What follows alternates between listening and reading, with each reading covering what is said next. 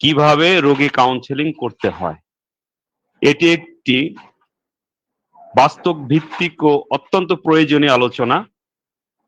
একজন চিকিৎসকের জন্য রোগীর সঙ্গে সঠিকভাবে কথা বলা, রোগীকে বোঝানো এবং উপযুক্তভাবে পরামর্শ দেওয়া একটি গুরুত্বপূর্ণ বিষয় এবং দায়িত্ব। এই বিষয়ে আজকের মূল্যবান আলোচনার মাধ্যমে আমরা অনেক কিছু শিখতে পারবো ইনশাআল্লাহ। আজকের ক্লাসে আমাদের সাথে যুক্ত আছেন শ্রদ্ধেয় ডাক্তার মোহাম্মদ আসলাম উদ্দিন স্যার, যিনি একজন অভিজ্ঞ চিকিৎসক, গবেষক ও বিশ্লেষক। আম্মু এখন একটা ক্লাসে আছে, আমার দায়িত্ব সব। হোমিওপ্যাথিক চিকিৎসা ও শিক্ষা ক্ষেত্রে তার অবদান অনস্বীকার্য। আমরা গর্বিত যে তিনি আজ আমাদের মাঝে উপস্থিত হয়ে তার জ্ঞান অভিজ্ঞতা আমাদের সাথে শেয়ার করবেন। আশা রাখি।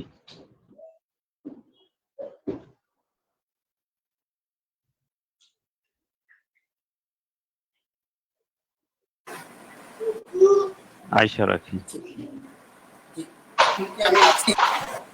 ঠিক আছে, আমার কথা শুনতে পাচ্ছেন?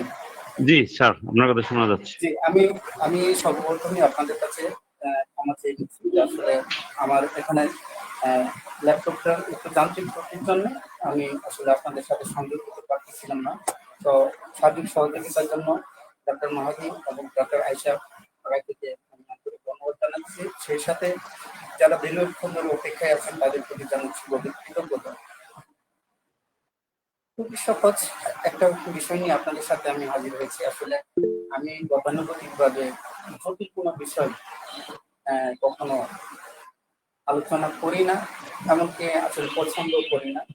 খুব সহজ জিনিসগুলোকে আমি চাই সহজ ভাষায় আপনাদের সামনে তুলে ধরার জন্য। আমার এই সহজ জিনিসটা যখন আপনাদের সামনে উপস্থাপন করবো, যদি কারো বুঝতে কোনো প্রকার ত্রুটি হয়, সমস্যা হয়, প্লিজ আমাদের যে 3 ডট আইকন আছে ওখানে গিয়ে দেখবেন ইনকল মেসেজ একটা অপশন আছে, ইনকল মেসেজ একটু জানাবেন। আপনারা যদি আমার কথা শুনতে পান এবং আমাকে দেখতে পান, একটু এখন ইয়েস করতে পারেন, যে আমি তাহলে বুঝতে পারবো যে আপনারা আমাকে দেখতে পাচ্ছেন এবং শুনতে পাচ্ছেন। মেসেজ অপশনে গিয়ে একটু ইয়েস লেখা। হ্যালো,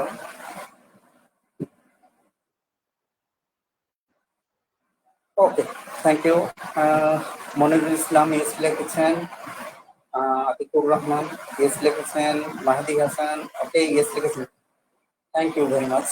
তো আসলে আপনারা যে মনোযোগী শ্রোতা তার একটা প্রমাণ আমি প্রথমেই পেয়ে গেলাম, যে পৃথিবীতে একটা কথা আছে যে তিনি ভালো বক্তা যিনি ভালো শ্রোতা, আর তিনি জীবনে সবথেকে ভালো কিছু করতে পারেন যিনি শিক্ষার আগ্রহ নিয়ে কোথাও না কোথাও হাজির হন। তো আপনারা নিঃসন্দেহে আমি মনে করি যে আপনারা নিঃসন্দেহে ভাগ্যবান, আমিও সেই সাথে ভাগ্যবান যে আপনারা সুন্দর একটি সময় আমাদের সাথে এই প্ল্যাটফর্মে যুক্ত হয়েছেন। ওকে, তো আমি নেক্সট স্লাইড একটু দেখাতে চাচ্ছি। আমি নেক্সট স্লাইড। ওকে, আমি ডাক্তার মোহাম্মদ আসলাম উদ্দিন, আমার মোবাইল নাম্বারটা এখানে দেওয়া আছে। আপনাদের কারো কোনো ধরনের যদি আমার এই আলোচনার মধ্যে কোনো প্রশ্ন থাকে, যে কোনো সমস্যা ফিল করেন বা যে কোনো কিছু জানার থাকে, আপনারা পার্সোনালি আমার সাথে যোগাযোগ করবেন, অথবা আমাদের গ্রুপে যে হোয়াটসঅ্যাপ গ্রুপটা আছে এখানে যোগাযোগ করতে পারেন, অথবা আজকের যারা মডারেটর হিসেবে আছেন, যারা দায়িত্ব পালন করতেছেন, ডাক্তার মেহেদি হাসান আছেন, ডাক্তার আয়েশা আছেন, আমাদের সাথে যোগাযোগ করতে পারেন। তো আমি আসলে কথা না বাড়ে আমরা আবার পূর্বের স্লাইড থেকে চলে যাচ্ছি। পূর্বের স্লাইড না, পূর্ববর্তী স্লাইড থেকে যাব, ফার্স্ট স্লাইড। ওকে, আমাদের আজকের আলোচনার বিষয় হলো কাউন্সেলিং বা সাইকোথেরাপি। আপনারা এখানে যারা আছেন, অনেক জ্ঞানীগুণীরা উপস্থিত আছেন, আপনারা সবাই জানেন মানে সাইকো শব্দের অর্থটা হচ্ছে মন, অর্থাৎ মনের একটা থেরাপি নিয়ে আমরা আজকে কথা বলবো। এটা আমাদের বিশেষ করে আমাদের হোমিওপ্যাথিক ডক্টরদের জন্য খুবই গুরুত্বপূর্ণ, কারণ আমরা মন নিয়ে খেলা করি, আমাদের মাইন্ড রুব্রিক বা আমরা যারা মাইন্ড মেথড নিয়ে কাজ করি, অথবা যারা আমরা চিকিৎসক হিসেবে এখানে উপস্থিত আছি বা যারা চিকিৎসক হবো, তারাও জানি যে আমাদের মন নিয়ে সমস্ত কার্যক্রমটা চলে।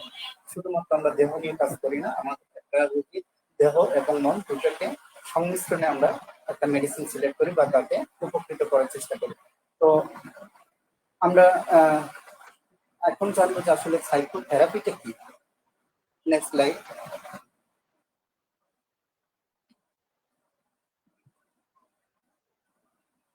সাইকোথেরাপি কি? Next slide. ওকে, বা কাউন্সিলিং বা সাইকোথেরাপিটা হচ্ছে, আপনারা দেখেন যে কাউন্সিলিং হলো আসলে কিছু না, যেমন আমি যে কথা বলছি এই টক, মানে আমরা কিন্তু কথার কথা জীবনে অনেক বলি, কিন্তু কথার মধ্যে যে কথাটা নিজের এবং অন্যের মঙ্গলের জন্য কার্যকর, ওটাই হচ্ছে আসলে আমাদের টক থেরাপি। এটা একটা মানে টক থেরাপি এইটা দ্বারা দেখা গেল যে আপনি দেখবেন একটা মানুষকে যদি আপনি ইন্সপায়ার করতে পারেন, আপনি যদি তাকে মোটিভেশন দিতে পারেন, অনেক সময় তার জীবনটা পরিবর্তন হয়ে যায়। তো আমরা এই বিষয়গুলো নিয়ে আসলে প্রথম কিছু কথা বলবো। আসলে এটার আবিষ্কারক সম্পর্কে একটু জানা দরকার। কে এই কাউন্সিলিং বা সাইকোথেরাপিটা আবিষ্কার করছেন, বা এটার জনক হলো কার্ল রজার্স। 1942 সালে আমাদের এই সাইকোথেরাপি নিয়ে প্রথম তিনি একটি বই প্রকাশ করেন, এমনকি তাকেই এখন পর্যন্ত জনক বলা হয়, কার্ল রজার্সকে। তো আমরা তাকে অন্তরের অন্তঃস্থল থেকে সম্মান জানাচ্ছি যে এটা তারা প্রমাণ হয় যে আমাদের হোমিওপ্যাথি আসলে যে একটি কার্যকরী পদ্ধতি, তা উনি এটা দ্বারা প্রমাণ করিয়েছেন। কারণ হলো যে আমাদের যে ধরেন আমরা মাইন্ড মেথড নিয়ে কাজ করি, বা আমরা যে মনের উপর বিশ্লেষণ করে ওষুধ আমরা কি বলবো একটা রোগীর জন্য দেই, তখন যে বিষয়টা কাজ করে, এটাই তারা ওনার, আমি মনে করি ওনার এটাও একটা প্রমাণ। তো আসেন নেক্সট স্লাইডে চলে যাই। Next slide.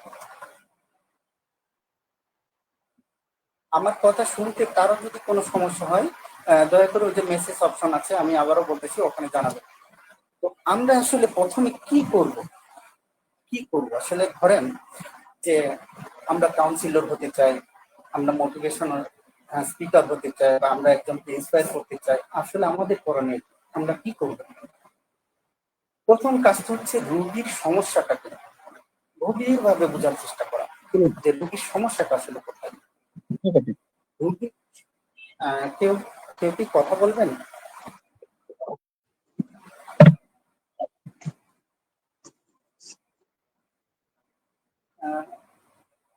হাকিম বিল্লাহ নাকি তিনি একটু প্লিজ মাইক্রোফোনটা বন্ধ করেন।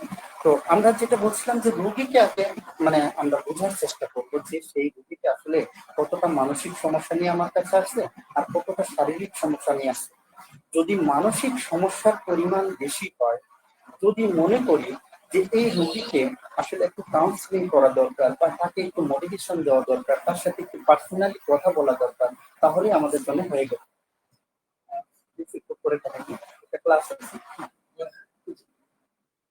তো আসলে এটি হচ্ছে একটা আমাদের প্রথম কাজ, যে রোগীকে আগে বোঝা।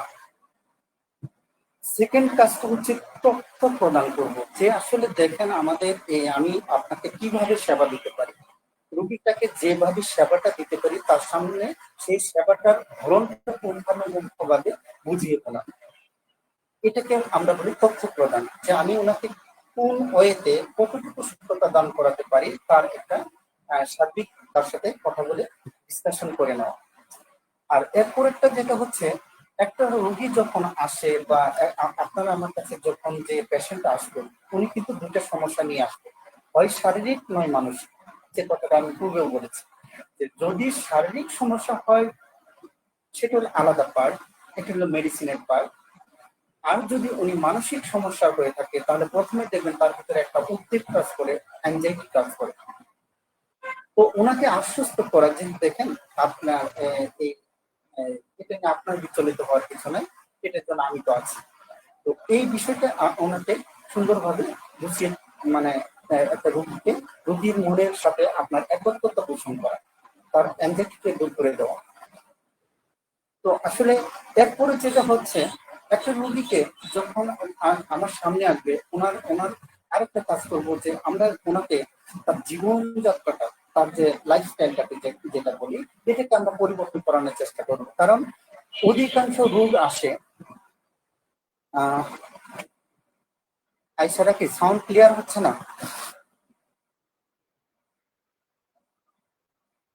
এখন ক্লিয়ার আছে? তার কেমন একটু নয়েজ আসতেছে, এটা কি ফ্যানের জন্য নাকি এক্সট্রা হ্যাঁ, নয়েজ আসছে? ফ্যানের জন্য। আমি ফ্যানটা বন্ধ করে দিচ্ছি, আসলে আমি দুটা ইয়েতে জয়েন করছি তো।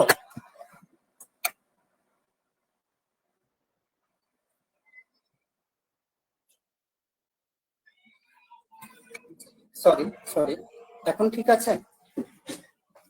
জি স্যার, এখন এখন আসতেছে। জি স্যার। ওকে ওকে ওকে, অসংখ্য ধন্যবাদ। তো আমরা যেটা বলছিলাম যে লাইফস্টাইলটাকে আমরা খুব গুরুত্ব দিব, যে উনি যে লাইফস্টাইলটা ফলো করে সেই লাইফস্টাইলে তার কোনো ভুল ত্রুটি আছে কিনা সেটাকে গভীরভাবে পর্যবেক্ষণ করব। এটা হচ্ছে আমাদের আরেকটা দায়িত্ব। আরেকটা হচ্ছে যে ধরেন আমি যে চিকিৎসাটা দিব, চিকিৎসার পরিকল্পনাটা তার সামনে তুলে ধরবো, যে আমি আমি এই ওয়েতে আপনাকে, আমি আপনার এই যে ব্যাধিটাকে নির্মূল করার আমি চেষ্টা চালাবো আল্লাহর রহমতে, এই জিনিসটাই তার সাথে তুলে ধরা। এমনকি রোগীর সাথে আমরা তার পরবর্তী যে কথাটা বলি যে আমরা ফলো আপে থাকবো। দেখেন আসলে আমরা কিন্তু একটা রোগী যখন এসে আমার ওখান থেকে পরবর্তীতে আর কখনো আসলো না, আমরা কিন্তু সেটা ফলো আপ করি না, যেমন কেন আসলেন না, ওনার মানে আমার সাথে তার ডিফেক্টটা কোথায়, মানে তার সাথে কমিউনিকেশন আমার কিসের ঘাটতি করছে, এই জিনিসটা মানে জন্য আসলে রোগীর সাথে একটা ফলো আপে থাকা, তাকে সবসময় একটা, আপনি হয়তো এখন ডিভাইসের যুগ, আপনি মোবাইলে একটু কমিউনিকেশন রাখলেন, তার সাথে একটু যোগাযোগ রাখলেন, উনি এখন কোন অবস্থায় আছে, আপনি যে পরামর্শগুলো দিলেন সেগুলো উনি পালন করতেছে কিনা, ওষুধগুলো ঠিক মতো খাচ্ছে কিনা, জাস্ট এটা। আরেকটা জিনিস হচ্ছে, এটা কেন করবেন, তার প্রতি একটা সহানুভূতিশীলতার জন্য। রুগীকে যদি আমি ভালো না বাসি, রুগী কেন আমাকে ভালোবাসবে? প্রথম কথা হচ্ছে, আমি যে জিনিসটা তার কাছ থেকে চাচ্ছি যে আমার দ্বারা উনি আরোগ্য হোক, রুগীও তো তাই চাচ্ছে যে আমার দ্বারা তার আরোগ্য লাভ করুক। তো এই জন্য তার সাথে একটা সহানুভূতিশীল আচরণ করা।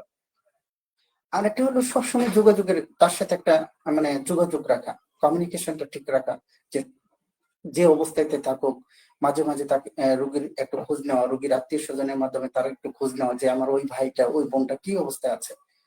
আরেকটা হচ্ছে, যদি দেখলাম যে আমার শুধু পরামর্শ বা আমার আমার দেওয়া শুধু টিপস বা আমার দেওয়া মেডিসিনের শুধু কাজ হচ্ছে না, সেই ক্ষেত্রে যারা বিশেষজ্ঞ আছে তাদের একটা পরামর্শ নেওয়া, যে এই অবস্থায় এখন কি করা যেতে পারে। তখন আপনাকে যারা বা আমাদের যারা ঊর্ধ্বতন যারা আছে, যারা মানে বিশেষজ্ঞ প্যানেলে আছে, বা সাইকিয়াট্রিক যারা আছে, নিউরোলজিস্ট যারা আছে, ওনাদের পরামর্শ নেওয়া যেতে পারে। অথবা দেখা গেল ভালো মানের হোমিওপ্যাথিক ডক্টর যারা যারা ভালো মানে প্র্যাকটিস করে, তাদের একটা পরামর্শ নেওয়া যে এই রোগীর ক্ষেত্রে কি করা যেতে পারে। আর সর্বোপরি যেটা আমি বেশি প্রয়োজন অনুভব করি, সেটা হচ্ছে যে যেখানে সাইকোথেরাপি নিয়ে আলোচনা হয়, সেটা হতে পারে সভা, সেমিনার, সিম্পোজিয়াম, যে কোনো কিছুতে সেখানে অ্যাটেন্ড করা, সেটা হোক অনলাইন অথবা offline. Next slide, next slide.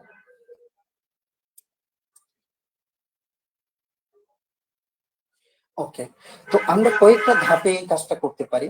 একটা রোগীর ব্যাধি নির্মূলের ক্ষেত্রে আমরা কয়েকটা ধাপ ফলো করতে পারি। এর মধ্যে প্রথম কাজটা হচ্ছে যে আমরা প্রথম ধাপটা হচ্ছে রোগীর সাথে একটা সুসম্পর্ক স্থাপন। রোগীর সাথে একটা সুসম্পর্ক, মানে যাতে উনি আমার ভাই, উনি আমার বাবার সমতুল্য, উনি আমার মার সমতুল্য, উনি আমার সন্তান সমতুল্য, এমন একটা ভাব তৈরি করা, তার সাথে একটা ভালো সম্পর্ক।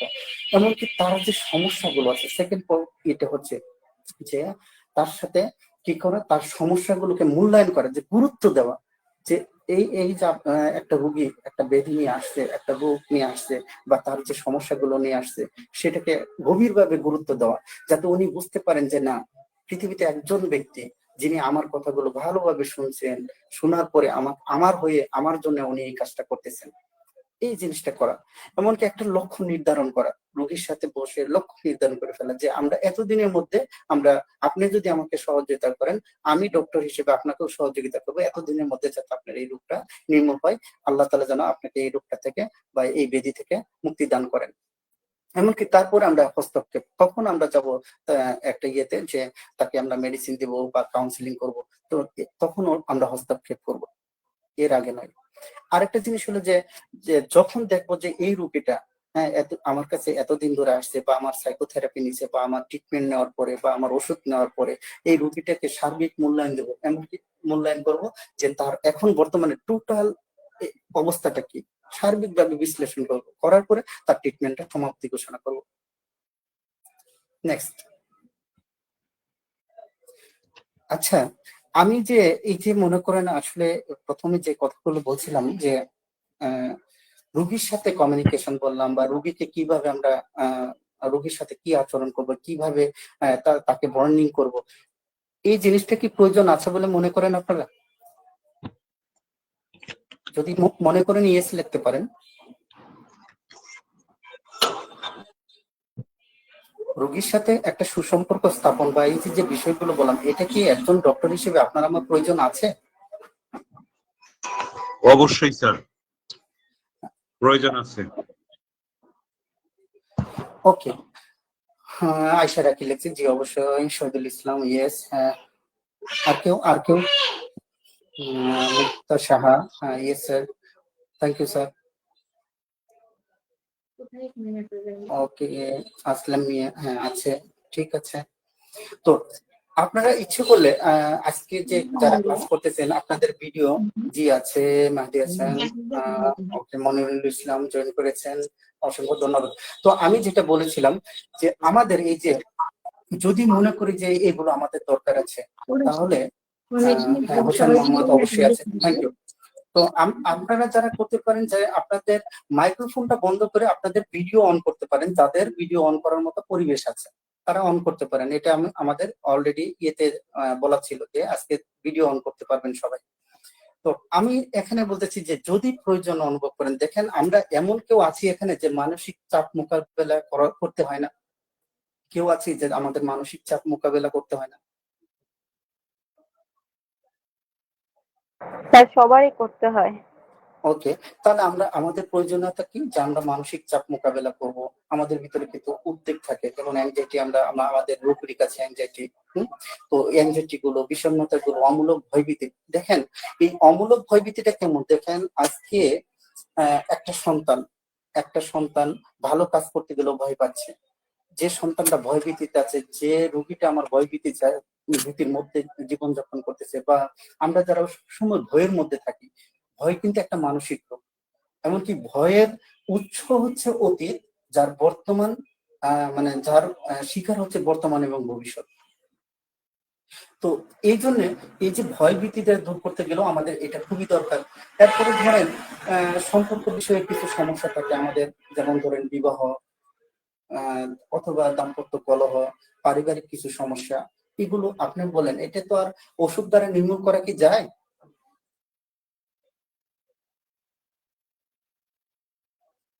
মেসেজ দিতে পারেন, এই সমস্যাগুলো কি ঔষধ দ্বারা নির্মূল করা যায়? না স্যার, এটা মনে হয় কমিউনিকেশনের মাধ্যমে কিছুটা কমানো যায়। ওকে, তো আসলে দেখেন এই যে সমস্যাটা আমরা নিয়ে বসছি আজকে, এখানে শুধুমাত্র ওষুধের কাজ না, এখানে প্রথম কাজটা হচ্ছে ডক্টর হিসেবে আপনাকে ভালোভাবে রোগীর সাথে একাত্মতা পোষণ করে তাকে মোটিভেশন দেওয়া, তাকে কিছু স্পিচ থেরাপি দেওয়া, এমনকি বিশেষ করে যেটাকে আমরা কাউন্সিলিং বা আমরা বলতেছি যে আজকে সাইকোথেরাপি, এটার দরকার। ব্যক্তিগত কিছু সমস্যা আছে যেগুলো দেখেন, যেমন ধরেন আমরা অসচেতন যারা, আপনি কি কি মেডিসিন আছে সচেতনতা তৈরি করবেন? আমাদের ভিতরে অনেক দুর্বলতা আছে, সেই দুর্বল দিকগুলোকে কিভাবে সবলে পরিণত করবেন, এমন কোন মেডিসিন আছে? অথবা আত্ম উন্নয়নের জন্য আপনি আমি একজন মানুষ, আমরা আত্ম উন্নয়নের জন্য কি এমন মেডিসিনটা আছে যেটার দ্বারা আত্ম উন্নয়ন হবে বা জীবনের পরিবর্তন আসবে? অথবা দেখেন এই সমাজে শত শত লোক আছে যারা মৃত্যু ভয় পাচ্ছে, তো মৃত্যুকে আলিঙ্গন করার মতো কতজন আছে?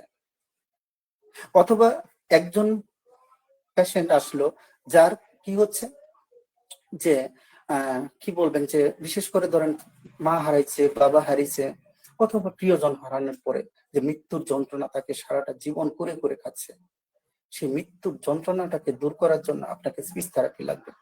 আপনাকে অবশ্যই তাকে ভালোভাবে কাউন্সিলিং করানো লাগবে, বোঝাতে হবে যে সবারই মৃত্যুবরণ হয়, এই জিনিসটাকে আপনাকে সায়েন্টিফিক ব্যাখ্যা দিয়ে তার সামনে উপস্থাপন করতে হবে। আদারওয়াইজ শুধুমাত্র মেডিসিনে কোনো কাজ হবে না। তো আরেকটা বিষয় যেটা হচ্ছে, ধরেন আমাদের বড় বড় যত সমস্যা আছে, জীবনে যত বড় পরিবর্তন আছে, সেই পরিবর্তন গুলোর মধ্যে আমরা যদি হাত দিতে চাই, তখন আপনার সন্তান হতে পারে, আপনার প্রিয়জন হতে পারে, আপনার ভাই বোন হতে পারে, যে কেউ একটা তিনি বড় পরিবর্তন চাচ্ছে, সেই পরিবর্তনের কিন্তু একজন নায়ক থাকে। সে ওই নায়কটা হচ্ছে যিনি তাকে উদ্বুদ্ধ করছে, যে ব্যক্তিটা তাকে ইন্সপায়ার করছে যে তোমাকে এটা এইভাবে করলে তুমি সফল হবে। এই সফলতার যে বাণীটি শুনিয়েছেন উনি কিন্তু মূলত এটার নায়ক। তো নেক্সট স্লাইড। এখন দেখেন আমরা আমাদের কয়েকটা পার্ট সাইকোথেরাপি কিন্তু মনে করেন যে এক একজনের ক্ষেত্রে এক এক ধরন হবে, যেটা আমি গত ক্লাসে হয়তো বলেছিলাম, বা সাইকোসোমাটিক ডিসঅর্ডার নিয়ে যখন কথা বলেছি তখন কিন্তু বলেছি যে এক একজনের জন্য সাইকোথেরাপি এক এক ধরন। এখন ধরেন 1 থেকে 5 বছরের বাচ্চার জন্য যে সাইকোথেরাপিটা আসবে সেটা কিন্তু এই যে আমাদের 6 থেকে 9 বছরের বাচ্চার হবে না, 9 থেকে 12 বছরের বাচ্চার ওটা হবে না, 12 থেকে আবার 18 বছরের যে বাচ্চাটা আছে বা শিশুটা আছে বা বালকটা আছে, বালিকা আছে, তাদের কিন্তু হবে না। আবার 18 থেকে প্লাস যাদের আছে তাদের কিন্তু ওটা হবে না। তার মানে আপনার বয়স ভেদেও কিন্তু এটা চেঞ্জ হবে, পরিবর্তন হবে। তো আমরা এখানে ধরেন প্রথমে একটু আলোচনা করে দেখি, আমাদের চারপাশে তো অনেক শিশু আছে, এই সমস্যাগুলো দেখেন তো স্ক্রিনে যে ভাসছে, এই সমস্যাগুলো ওদের আছে কিনা সবাই একটু দেখেন তো। মেজাজ খারাপ, আগ্রাসন, হ্যাঁ,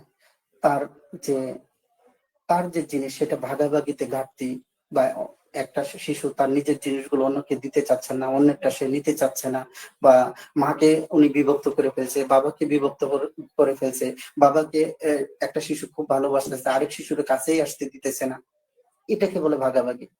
আবার ধরেন অনেক শিশু আছে অ্যাংজাইটিতে পড়ে আছে, অনেক মানে উদ্বেগের মধ্যে জীবনযাপন করতেছে। আবার কিছু সন্তান আমাদের আশপাশে আছে যারা অতিরিক্ত মোবাইল আসক্তি হয়ে গেছে।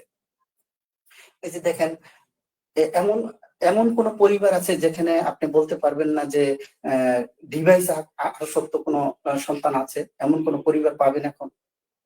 আপনারা বলেন তো দেখি, ইয়েস না দেন। ডিভাইস ডিভাইস বলতে মোবাইল হতে পারে, আপনার কি বলবো টিভি হতে পারে, বা অর্থাৎ যত ইলেকট্রনিক ডিভাইস আছে, এমন কোন পরিবার খুঁজে পাওয়া যায়?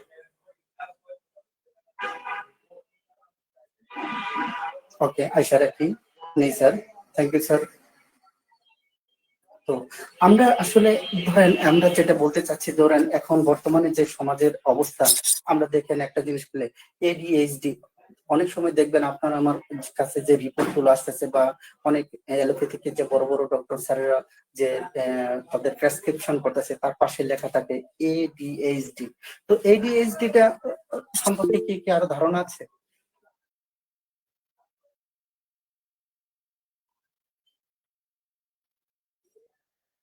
কেউ কেউ বলতে পারবেন?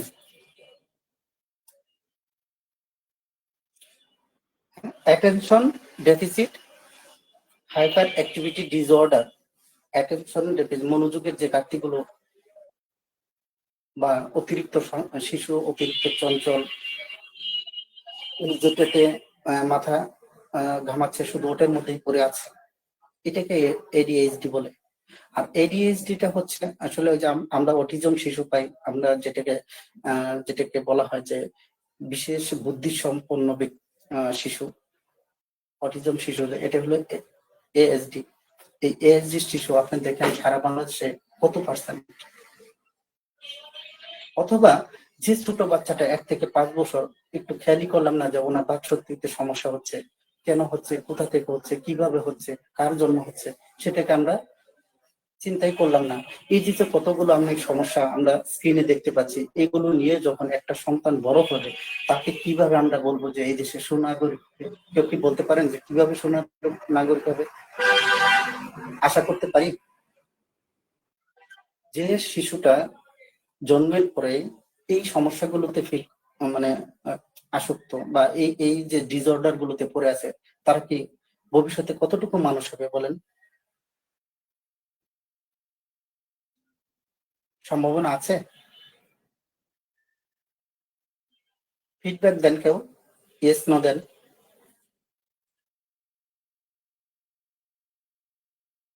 আসলে আমি আমি চাচ্ছি যে আমার কথাগুলো আপনারা গ্রহণ করতেছেন না বর্জন করতেছেন সেটা বোঝার জন্য আপনাদের কাছে ফিডব্যাক গুলো চাচ্ছি। তো আসলে দেখেন, আমরা যদি যে জিনিসটা আলোচনা করতেছি সেটা যদি আপনার সাথে আমার মধ্যে দ্বিমত হয় তাহলে কিন্তু আলোচনাটা গ্রহণযোগ্য হয় না, সেই জন্যই চাচ্ছি। তো অসংখ্য ধন্যবাদ আয়শা রাকি, মেহেদী হাসান, হোসেন মোহাম্মদ, অনেকেই লিখছেন যে না, আসলে না, এটা সম্ভব না।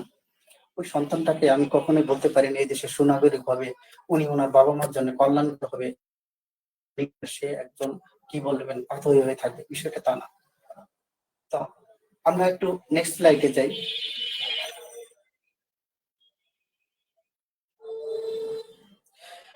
যেমন ধরেন 6 থেকে 9 বছরের যে শিশুরা আমাদের সামনে বা আমাদের চেম্বারে আছে বা আমাদের বাড়িতে আছে, আমাদের পরিবারে আছে, একটু খেয়াল করেন তো বিরোধী আচরণ। এক বোন আরেক বোন ভাইকে দেখতে পাচ্ছে না, এক ভাই আরেক বোনকে দেখতে পাচ্ছে না, মা বাবার সাথে খুব একটা ভালো নাই, মা বাবার মতের সাথে খুব একটা মানে মানে দ্বিমত পোষণ করতেছে। এই যে যে অবস্থাটা, এই বিরোধী আচরণগুলো এই 6 থেকে 9 বছরে তৈরি হচ্ছে। আগ্রাসন গুলো হচ্ছে, আগ্রাসন বলতে নিজেকে উনি সুপারিয়র মনে করতেছে, অন্যকে ইনফেরিয়র মনে করতেছে, নিজেকে অনেক বড় ভাবতেছে, আর নিজে পাইলেই হলো, আরেকজনের ভাগাভাগি দরকার নেই, তার হলেই হলো, শুধু তার মানে নিজেরটা বুঝতেছে। এমন শিশু আমাদের আশপাশে অভাব আছে যে নিজেরটা শুধু বুঝে। অথবা দেখেন আমাদের এই চারপাশে অসংখ্য শিশু আছে যারা মনোযোগের সমস্যায় ভুগতেছে। আপনার চেম্বারে আসতেছে, বলতেছে ডাক্তার সাহেব সব সমস্যার সমাধান হয়েছে কিন্তু একটা সমস্যার সমাধান হচ্ছে না, সেটা হচ্ছে আমার সন্তান তো পড়ালেখায় কোনো মনোযোগী না। এরপরে দেখেন সামাজিক সমস্যাগুলো কি নাই? সামাজিক সমস্যা মানে এই যে 6 থেকে 9 বছরের যে সন্তানরা আছে, অন্যের সামনে কথা বলতে পারতেছে না, অন্যের সামনে দাঁড়াতে পারতেছে না, অন্যের সাথে কিভাবে আচরণ করতে হয়, কিভাবে কথা বলতে হয় সেগুলো সে মানে কি বলবেন যে স্বাভাবিক আচরণের একটু অস্বাভাবিকতা আমাদের চারপাশে অসংখ্য শিশু। অথবা দেখবেন এই বয়সে অনেক বাচ্চা হতাশাজনক। আমরা দেখবেন যে পরীক্ষায় ফেল করছে, আমরা তাকে মানে কি ইচ্ছা মতো দোলাই দিছি, বকাবকি করছি, তারপরে থেকে উনি এমন একটা হতাশায় ভুগতেছে, এমন একটা নিরাশায় ভুগতেছে, এমন একটা দৈন্যতার অবস্থায় আছে, তারপরে উনি ভুলে গেছে যে জীবনে সে বড় হতে পারবে, তার দ্বারা একটা ভালো কাজ করা সম্ভব। এমনকি এই কতগুলো কারণে একটা ঝুঁকি গ্রহণকারী আচরণ আসতেছে। অসংখ্য বাচ্চা এখানে ধরেন কোনটা ভালো কোনটা মন্দ সেটা ভেদাভেদ করতে পারতেছে না, ভালোটাকে সে মন্দ ভাবতেছে, মন্দটাকে সে ভালো ভাবতেছে, হ্যাঁ, আগুন আর পানি চিনতেছে না, সেখানে ঝাঁপ দিতেছে। এই ঘটনাগুলো আমাদের চারপাশে ঘটছে না?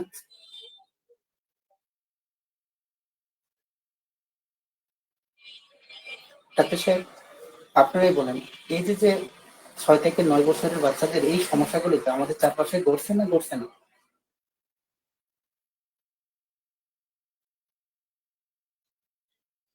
ওকে, আসলাম মিয়া, জি স্যার, থ্যাংক ইউ স্যার।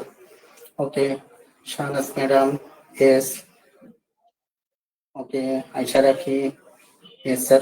ওকে, আমরা তাহলে এখানে এই যে আমরা যদি মনে করি যে আসলে, তাহলে আপনারা কি মনে করেন?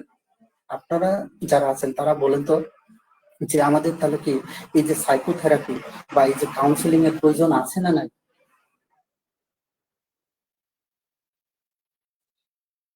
কাউন্সিলিং এর প্রয়োজন আছে না নাই?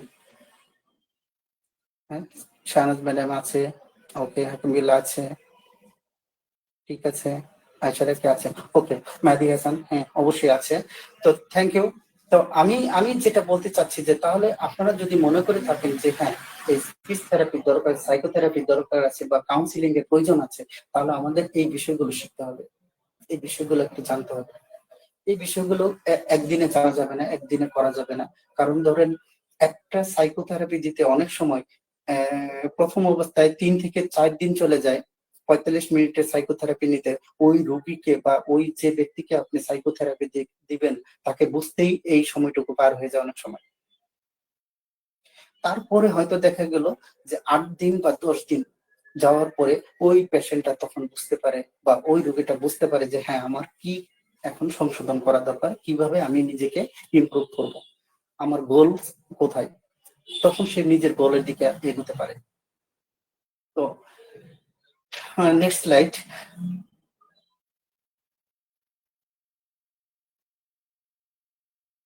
Next slide. তো এখন দেখেন, তাহলে আমরা যারা বললাম যে হ্যাঁ অবশ্যই এই ঘটনাগুলো ঘটছে, যারা আমরা ইয়েস লিখছিলাম যে ঘটনাগুলো ঘটছে, তাদের মানে এই যে সমাজের এই অবক্ষয় বা এই যে সামাজিক অবক্ষয় বলেন বা শিশুদের এই যে ডিসঅর্ডার গুলো বলেন, আমরা কিন্তু দেখেন আবারও বলতেছি আমরা কিন্তু ডিজিজ নিয়ে কথা বলতেছি না, এগুলো ডিসঅর্ডার। ডিজিজ আর ডিসঅর্ডার কিন্তু এক না। ডিজিজের জন্য আপনার মেডিসিন লাগবে। ডিজিজ হয় কি কারণে, যে হয় আপনার ব্যাকটেরিয়া, ভাইরাস, ফাঙ্গাস। কিন্তু এই ব্যাকটেরিয়া, ভাইরাস, ফাঙ্গাস বাদে যা আসতেছে আমাদের শরীরে তার মধ্যে 75% হলো ডিসঅর্ডার। এই ডিসঅর্ডার গুলো নিয়ে আমি কথা বলতেছি। তো শিশু কাউন্সিলের প্রয়োজনের মধ্যে আমি এটাকে 4টা অংশে ভাগ করছি। যেমন ধরেন ইমোশন, বাচ্চাদের ইমোশনের দিকে আমাদের খেয়াল করতে হয়। বাচ্চার ইমোশনটাকে আমরা যদি কি বলতে পারি, তার সাথে আমরা যদি এটাকে কমিউনিকেট করতে পারি, তাকে যদি ওখান থেকে ফেরাতে পারি, যে ইমোশনের জায়গা থেকে তাকে যদি ডাইভার্ট করতে পারি, তাহলে আমরা সফল হব। আর ফ্যামিলি স্ট্রেসে এমন এমন কোন ফ্যামিলি আছে আপনি বলতে পারবেন যে যেখানে স্বামী স্ত্রীর সম্পর্কটা খুব ভালো সম্পর্ক, বা বাবা মার সাথে সন্তানের সম্পর্ক খুব ভালো সম্পর্ক, এই যে যে জায়গাটা, ওই জায়গাতে যদি যে সন্তানটা আমার আপনার মানুষ হচ্ছে বা আমাদের যে ছোট ভাই বোনেরা মানুষ হচ্ছে, সেই জায়গা থেকে উনি তো এই যে জন্মের পর থেকে যে অবস্থাটা নিয়ে উনি বড় হতে থাকলেন, এই ফ্যামিলিগত কারণে কিন্তু গরিবের ছেলেরা গরিবই রয়ে যাচ্ছে, ধনীর ছেলেরা ধনী হয়ে যাচ্ছে। এই কথাটা হচ্ছে যে গরিবরা কেন গরিব থাকে, বিষয়টা হচ্ছে গরিবরা গরিব থাকে এই জন্যই যারা গরিব থাকতে চায়। এটা হলো আমার উত্তর। কারণ হচ্ছে যে সন্তানটা ওই অবস্থায় মানুষ হচ্ছে, তার কিন্তু আমরা কিন্তু তাকে গরিব গরিব গরিব গরিব একটা আচরণ শেখাচ্ছি। ওই সন্তানটা যখন ভবিষ্যতে বড় হয়ে থাকে অনেক স্ট্রাগল করতে হয়। গরিবের সন্তান যে সন্তানটা মানুষ হচ্ছে, সেই সন্তানটা মানুষ হইতে তার জীবনের কত কিছু যে ত্যাগ করতে হয়েছে, শুধুমাত্র আপনার চারপাশে যারা সফল হয়েছে তাদের দিকে তাকাবেন। কিন্তু ওই সন্তানরা আরো সুন্দরভাবে জীবন যাপন করতে পারতেন যদি আমাদের ফ্যামিলি বন্ডিংটা ভালো থাকতো। এরপরে দেখেন যে আচরণগত কিছু ইস্যু আছে। আমরা যে সন্তানদের সাথে যে আচরণগুলো করতেছি, সেই আচরণটা কি আদৌ কি ঠিক না বেঠিক? ওই আচরণ জনিত, আমার আচরণের জন্য আমার সন্তান, আমার নিজের সন্তান, আমার উড়োজার সন্তান, তারা তারা কি ডিভাইডেড হয়ে যাচ্ছে কিনা, এটা কখনো ফেল করেছি? অথবা দেখেন এই যে মনে করেন একটা সন্তানকে ইন্সপায়ার না করা, সব সময় আমরা কি করি, নেগেটিভ নেগেটিভ নেগেটিভ নেগেটিভ, যত নেগেটিভ আছে আমরা সন্তানকে শোনাই যে এটা করো না, এটা ধরো না, এটা ছুঁয়ে না, এটা এটা বলা যাবে না। সবসময় নেগেটিভ বলতে বলতে তারা একটা ট্রমায় চলে যাচ্ছে। তো আসলে দেখেন এখান থেকে আপনারা কি মনে করেন যে আমাদের এই সন্তানগুলোকে এই ট্রমা থেকে বের করা কি সম্ভব না সম্ভব না, যদি আমরা সাইকোথেরাপি জানি?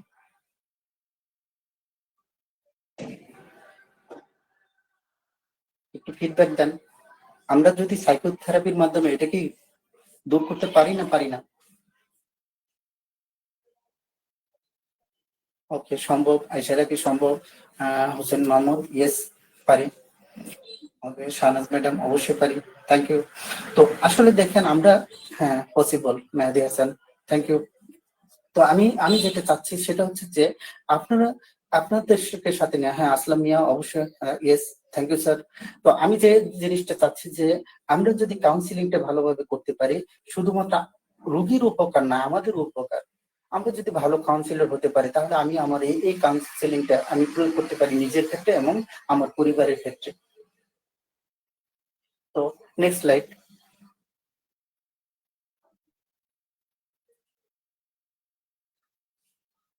Next slide. আচ্ছা, দেখেন এগুলো কেন হচ্ছে, কি ফ্যাক্টর, কেন হচ্ছে এগুলো? এই সমস্যাগুলো হচ্ছে এই যে আপনি দেখতেছেন 4টা ফ্যাক্টর, এই 4টা ফ্যাক্টরের জন্য হচ্ছে। আমার আপনার সন্তান কিন্তু এই 4টে যে ফ্যাক্টর, এই 4টা ফ্যাক্টরের মধ্যে আবদ্ধ হয়ে গেছে। এগুলো নিয়ে আমরা বিস্তারিত পরবর্তীতে যদি আপনারা ক্লাস চান, কেউ কি কিছু বলবেন? প্লিজ যদি কেউ কিছু বলেন একটু বলতে পারেন। জয়নাল আবেদীন কিছু বলবেন?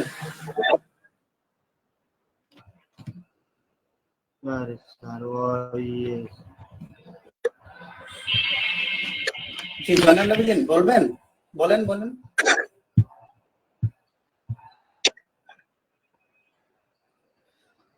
ওকে, যদি কিছু বলার না থাকে একটু মাইক্রোফোনটা বন্ধ রাখবেন, কারণ আমরা এখানে আসলে সাইকোলজির কিছু পার্ট নিয়ে কথা বলতে গেলে নয়েজ পলিউশন থাকলে একটু সমস্যা, অন্যদের সমস্যা। তো আমি জি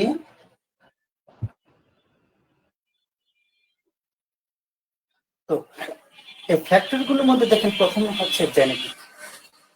জেনেটিকটা হচ্ছে যেমন ধরেন আমরা বংশানুক্রমিক ভাবে যে জিনিসগুলো পাচ্ছি, যেমন ধরেন বাবা মার ডায়াবেটিস, সন্তানের ডায়াবেটিস, বাবা মার হাই প্রেশার ছিল, সন্তানের হাই প্রেশার পরবর্তীতে হচ্ছে, এই যে যে জিনিসগুলো আসতেছে এটাকে আমরা বলি জেনেটিক ফ্যাক্টর। তো জেনেটিক ফ্যাক্টরের মধ্যে একটু খেয়াল করে দেখেন, বাবা মার আচরণ যদি ভালো না থাকে, পরিবারে যে যাদের মনে করেন দাদা দাদি নানা নানি, তাদের আচার আচরণ যদি খুব একটা ভালো না হয়ে থাকে, আমি আপনি কিভাবে আশা করি যে আমাদের সন্তানরা সুসন্তান হবে? আমরা কিভাবে আশা করি যে পেশেন্টার আমি চিকিৎসা নিতেছি শুধুমাত্র ওষুধটা দিলেই উনি ভালো হয়ে যাবে? এই জায়গায় জেনেটিক যে বিষয়টা, এখানে কাউন্সিলিং এর প্রয়োজন আছে না নাই? এক্ষেত্রে কি বাবা মাকে কাউন্সিলিং এর প্রয়োজন আছে না নাই? আচ্ছা স্যার। হোসেন মোহাম্মদ আছে, ওকে, আইসা রাখি আছে, থ্যাংক ইউ। তো আমরা এখানে যে জিনিসটা চাচ্ছি যে এখানে আমরা যে এই যে আমরা 2টা ভেরিয়েশন টানলাম। একটা ভেরিয়েশন ছিল কত, সানাত ম্যাডাম জি আছে, আসলাম মিয়া, ইয়েস আচ্ছা, থ্যাংক ইউ স্যার। তো আমরা যে জিনিসটা বললাম যে ধরেন 1 থেকে 5 বছরের যে বাচ্চাটা, ওকে তো আর কাউন্সিলিং করা যাবে না। কাউন্সিলিং কাকে করবেন? নিশ্চয়ই তার বাবা মাকে। তো আবার সোসাইটি লাইফ টেক, অবশ্যই থ্যাংক ইউ। তো একটা জিনিস খেয়াল করেন যে এখানে বাবা মাকে কাউন্সিলিং করতে হবে। আবার যাদের বয়স হয় থাকে 9 বছর, হয়তো বা সন্তানের আপনি ভালো বুঝদান করতে পারবেন, কিন্তু উনি কি ভালো মন্দ বোঝার মতো ততটুকু বয়স হয়েছে না, সেক্ষেত্রেও কিন্তু বাবা মাকে কাউন্সিলিং লাগবে। তো যাই হোক, এখানে আমরা আমরা কাউন্সিলিং করবো ওই ক্ষেত্রে বাবা মাকে। তো আরেকটা জিনিস ধরেন, যে সন্তানটা পরিবেশগত কারণে নষ্ট হচ্ছে, সেখানে কি সেখান থেকে ফেরানোর দায়িত্ব কি ওই সন্তানের না ওই পরিবেশের, নাকি বাবা মা? প্লিজ ফিডব্যাক দেন।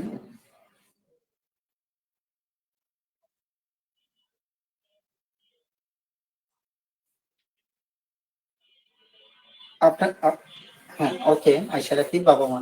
তো আসলে দেখেন পরিবেশগত কারণে যে সমস্যাটা হচ্ছে, সেখান থেকেও ফেরানোর দায়িত্ব কিন্তু বাবা মা। তার মানে কাউন্সিলিংটা প্রয়োজন পড়বে তার বাবা মার। আরেকটা জিনিস খেয়াল করেন শাহনাজ ম্যাডাম জি, বাবা মার, থ্যাংক ইউ। তো আমি যে জিনিসটা বলতে চাচ্ছি যে ধরেন জেনেটিক লেভেল ঠিক করলেন, পরিবেশটা ঠিক করলেন, আরেকটা ফ্যাক্টর দেখেন পুষ্টি। আচ্ছা, আমার আমরা যারা মাতৃগর্ভে ছিলাম, আমরা 9 মাস 10 দিন বলেন বা 10 মাস 10 দিনই বলেন, যেভাবেই বলেন, এই যে এতটা দিন মাতৃগর্ভে ছিলাম, এই মাতৃগর্ভে থাকা অবস্থায় আমার সেই মা যিনি এতটা দিন আমাকে গর্ভে ধারণ করেছেন, উনি কতটুকু পুষ্টি পেয়েছেন, সেই পুষ্টির নিশ্চয়তার দায়িত্ব কার? নিশ্চয় পরিবারের ছিল। এমনকি সেই ধরেন এই পুষ্টির নিশ্চয়তা না হওয়ার জন্য, পুষ্টির ঘাটতির জন্য, পুষ্টিহীনতার জন্য একটা অটিজম শিশু জন্মগ্রহণ করলো, অথবা একটা বিকলাঙ্গ শিশু জন্মগ্রহণ করলো, অথবা দেখলেন ওই শিশুটা জন্মগ্রহণের পরে দেখা গেছে যে উনি এত কিছু মানে তার তার যে জীবন, ওটাকে একটা জীবন, সেটা বোঝাই যাচ্ছে না। এই যে যে পরিবর্তনগুলো হচ্ছে, এই যে যে ফ্যাক্টরটা ছিল হলো বাবা মার, অর্থাৎ মার মার পুষ্টির ঘাটতি, সেই পুষ্টির ঘাটতি পূরণ করলাম না, পরবর্তীতে আসলো কোথায়? এটা চলে আসলো জেনারেশনে, অর্থাৎ উড়োজাত সন্তানের উপর। এখানে কিন্তু আপনার আমার নৈতিক দায়িত্ব হবে মার পুষ্টিটাকে নিশ্চিত করে দেওয়া। তখন দেখবেন যে অধিকাংশ শিশু তার পুষ্টিহীনতায় আর ভুগবে না। এই যে ম্যাজমেরিজম, কি বলি আমরা, ম্যারেসমাস বলি, আমরা কোয়াশিকর বলি, এই জিনিসগুলো কোথা থেকে আসছে? আজকে যদি আপনি গ্রাম অঞ্চলে দেখেন, বিশেষ করে প্রত্যন্ত গ্রামগুলোতে মারা অত্যন্ত পুষ্টিহীনতায় ভুগতেছে। এত পুষ্টিহীনতা, সেখান থেকে কিভাবে এই জাতিকে উন্নয়ন করা সম্ভব? তো এখানে আমাদের পুষ্টি নিশ্চয়তা করতে হবে। তাহলে মানে আমাদের কাউন্সিলিং এর পার্ট হচ্ছে পুষ্টি, এই পুষ্টিটাও জানতে হবে। আরেকটা জিনিস হচ্ছে যে সন্তানের সাথে গুড রিলেশনশিপ। আপনি দেখেন যে এই যে যে সন্তানগুলো, একটা ছোট ছোট বাচ্চারা, এদের সাথে কতটুকু রিলেশন আমরা স্থাপন করতে পারছি, সেটা সেই রিলেশনটা কি আসলে গুড রিলেশন নাকি ব্যাড রিলেশন, তার উপরে ডিপেন্ড করতেছে এই বাচ্চাটা বড় হয়ে কি হবে, ডাক্তার হবে না উকিল হবে না জজ হবে না ব্যারিস্টার হবে, এটা নির্ভর করতেছে কিন্তু এখানে। এমনকি আপনারা জানেন 0 থেকে 4 ইয়ার্স পর্যন্ত এটা কিন্তু আমাদের কি হয়, আমাদের যে ব্রেনের যে ফ্রন্টাল লোব আছে, এখানে যে আমাদের চিন্তা শক্তি, চেতনা শক্তি যাকে বলা হয়, এইগুলো কিন্তু ডেভেলপ হয়ে হলো 0 থেকে 4 বছর বয়সে। আপনি আমার সন্তানকে ওই 0 থেকে 4 বছর পর্যন্ত যে তাকে এটা ডেভেলপ করতে হবে, তার জন্য কি আমাদের তার মা বাবাকে এই যে আমরা বললাম যে থেরাপি, যেটাকে আমরা বললাম কাউন্সিলিং, এটা প্রয়োজন আছে কি নাই?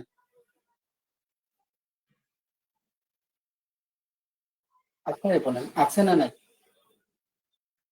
জি স্যার, অবশ্যই আছে। থ্যাংক ইউ মোজাম্মেল হক, অসংখ্য ধন্যবাদ। ওকে, হোসেন মাহমুদ, আয়শা রাখি, অসংখ্য ধন্যবাদ। লাবণী আমিন ম্যাডাম, স্যালুট ম্যাডাম আপনাকে। ম্যাডাম অসংখ্য ধন্যবাদ, আপনি ক্লাসে জয়েন করেছেন। আপনাকে অন্তরের অন্তঃস্থল থেকে আমি কৃতজ্ঞতা স্বীকার করছি। তো এই যে যে রিলেশনশিপটা, সন্তানের সাথে একটা ভালো গুড রিলেশনশিপ, আসলাম মিয়া আছে, অসংখ্য ধন্যবাদ স্যার। তো আমি যেটা বলছি, একটা ভালো রিলেশনশিপ তৈরি করা, এটা তৈরি করে দেওয়ার একটা প্রসেস বা প্রসিডিউরটা তৈরি করে দিতে পারি আমরা যারা ডক্টর আছি বা আমরা যারা কাউন্সিলর আছি বা আমাদের কাছে যারা একটু মানে সুখ দুঃখের কথা বলতে আসে, তারা কিন্তু এই দায়িত্বটা পালন করতে পারি। হ্যাঁ, উম্মে কি নাম, কি জানি পুরাটা ভাসতেছে না, প্লিজ আপনি একটু মাইক্রোফোনটা বন্ধ করবেন প্লিজ। তো আমি যে কথাটা বলতেছিলাম যে আমরা আমাদের এই যে ফ্যাক্টর গুলো বললাম, এই ফ্যাক্টর গুলো কি আমরা দূর করতে পারি না? জি স্যার। অসংখ্য ধন্যবাদ। হ্যাঁ, ইনশাল্লাহ আমরা পারি, আমরা চেষ্টা করবো। Thank you. তো নেক্সট স্লাইড। ওকে, তো আমরা একটু জিনিস দেখবো যে আজকে একটা পার্ট একটু আলোচনা করতেছি যে আমরা শিশুর মনোযোগ বাড়াতে যে ছোট ছোট কিছু জিনিস পরিবর্তন করানো দরকার। শিশু অসংখ্য আপনার আশপাশে বা আমাদের পরিবারে, আমাদের আত্মীয় স্বজন, আমাদের পাড়া প্রতিবেশীর মধ্যে অসংখ্য শিশু পাবেন যাদের কি হচ্ছে মনোযোগের ঘাটতি। এটা প্রথম একটা বলে যে আসার সাথে সাথে ডক্টরকে বলে যে ও কিন্তু মনোযোগী না, অথবা তার পড়ালেখায় খুব একটা ভালো না, সে মনে রাখতে পারে না, এই জাতীয় অনেক অভিযোগ। তখন আমরা কিন্তু এই রোগীর মানে আত্মীয় স্বজন বলেন বা তার মা বাবা বলেন, যদি থাকে কাছে যিনি থাকে, তাকে কিন্তু একটা সাইকোথেরাপি দিতে পারি।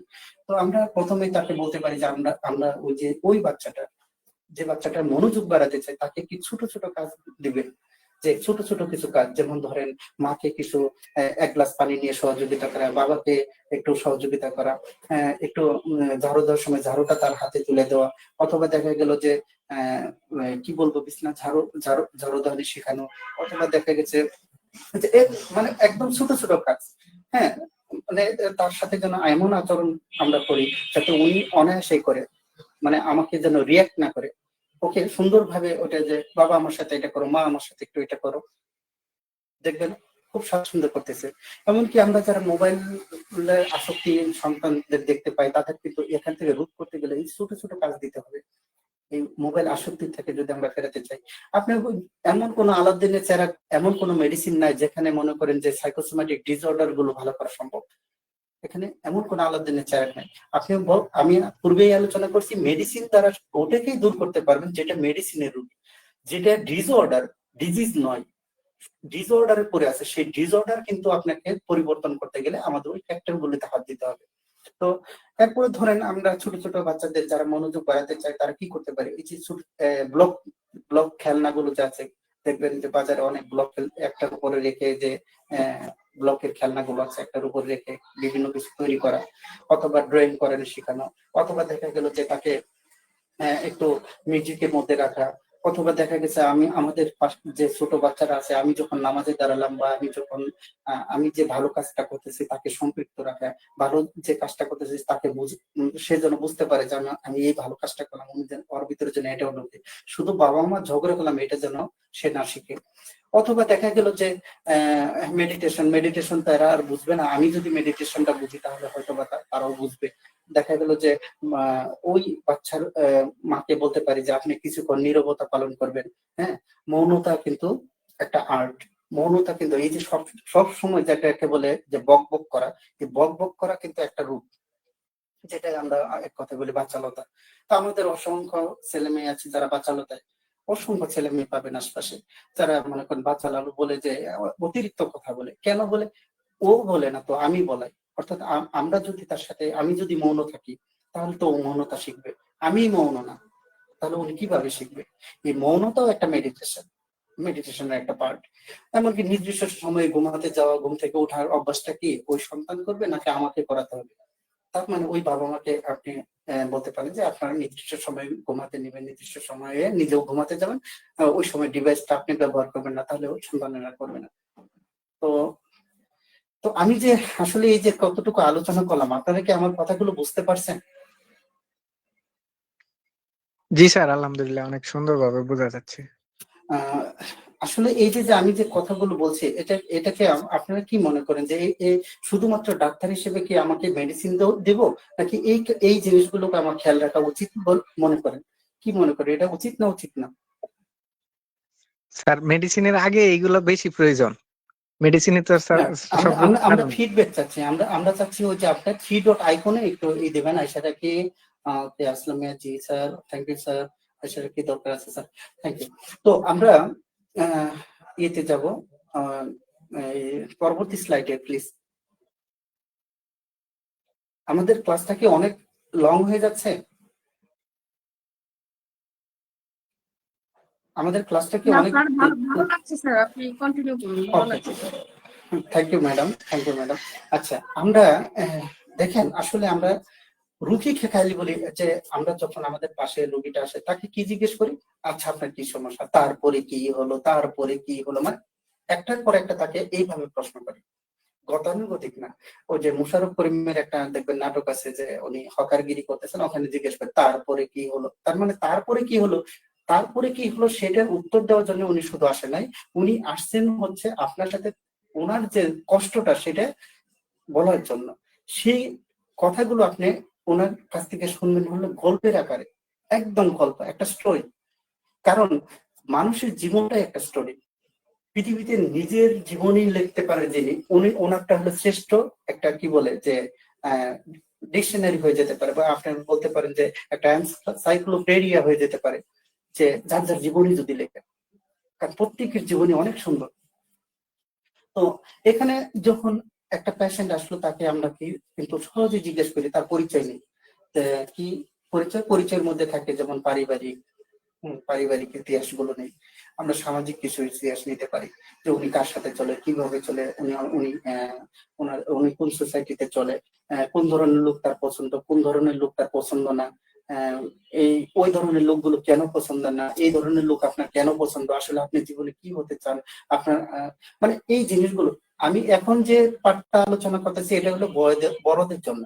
আমরা কিন্তু এর আগে যেটা আলোচনা করছি সেটা হলো ছোটদের একটা পার্ট, অর্থাৎ যাদের বয়স 1 থেকে 9 বছর। আর এখন যেটা আলোচনা করতেছি এটা আমাদের সবার জন্য, যারা আমরা ম্যাচিউর বা আমরা যারা অ্যাডাল্ট আছি তাদের জন্য। তো আমরা এই জিনিসগুলো জিজ্ঞেস করতে পারি। এমনকি তার আর্থিক অবস্থাটা জিজ্ঞেস করতে পারি, যে আসলে কেন আর্থিক অবস্থাটা জিজ্ঞেস করবো? আমি বললাম কি, গরিবের সন্তান বেশিরভাগই গরিব থাকে। কেন থাকে? কারণ উনি ওই অবস্থাতেই উনি জীবনকে মেনে নেয় যে আমাকে এইভাবে থাকতে হবে। ওই যে আমি সাইকোসোমেটিক ডিসঅর্ডার ক্লাসে বলেছিলাম যে যে ওই যে সার্কাসের হাতির মতো, যে সার্কাসের হাতি ইয়ে থেকে বনে থেকে যখন নিয়ে আসে তখন কিন্তু নিয়ে এসে কি করে, একটা মুখটা শিকল দিয়ে বেঁধে রাখে, হ্যাঁ 5 ফুট বা 6 ফুট একটা শিকল দিয়ে তারা আটকে রাখে। একটা সময় রক্তে জর্জরিত হয়, রক্তে রঞ্জিত হওয়ার পরে একটা সময় সে ভুলে যায় সে এত বৃহৎ আকারের একটা প্রাণী। পরবর্তীতে সে তাকে নিয়ে দেখবেন বেশিরভাগই সার্কাসের মঞ্চে তাকে নিয়ে নাচানো হচ্ছে। উনি জানেন না যে এই পৃথিবীর একটা বৃহৎ প্রাণীর উনি একটা অংশ। তো এই আমাদের জীবনটা একটা সার্কাসের মানে সার্কাসের হাতির মতো হয়ে গেছে।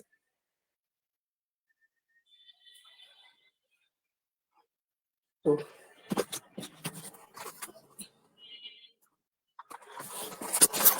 আপনারা কি লাইনে আছেন?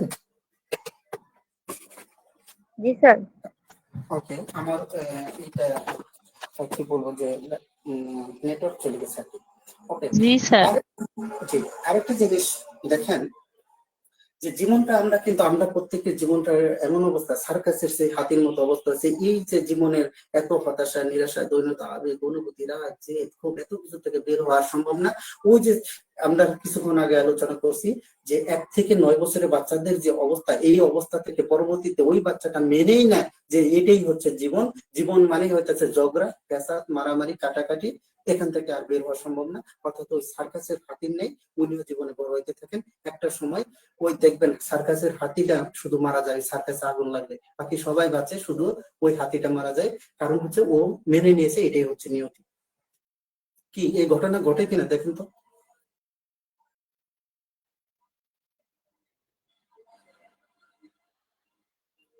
হ্যালো, জি sir. Okay Shahnaz madam, thank you. তো আসলে দেখেন এইভাবেই কিন্তু চলতেছে। অর্থাৎ আমরা আমাদের জীবনটাকে একটা সার্কাসের সেই হাতির মতো করে ফেলছি। বা আমাদের শুধু না, আমাদের যেমন ধরেন আমাদের কাছে যে রোগীগুলো আসলো, যে রোগীটাকে নিয়ে আসে তাদেরও সন্তানকে ঠিক একইভাবে একই অবস্থায় রাখছিল। তো আসলে এখান থেকে পরিত্রাণ আমাদের দরকার আছে না নাই?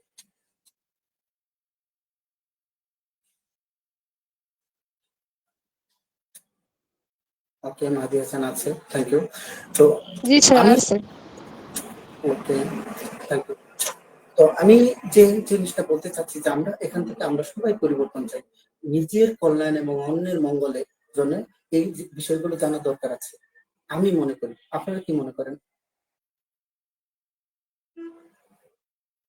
ওকে, আচ্ছা স্যার, আচ্ছা রাখি, থ্যাংক ইউ। তো নেক্সট স্লাইড।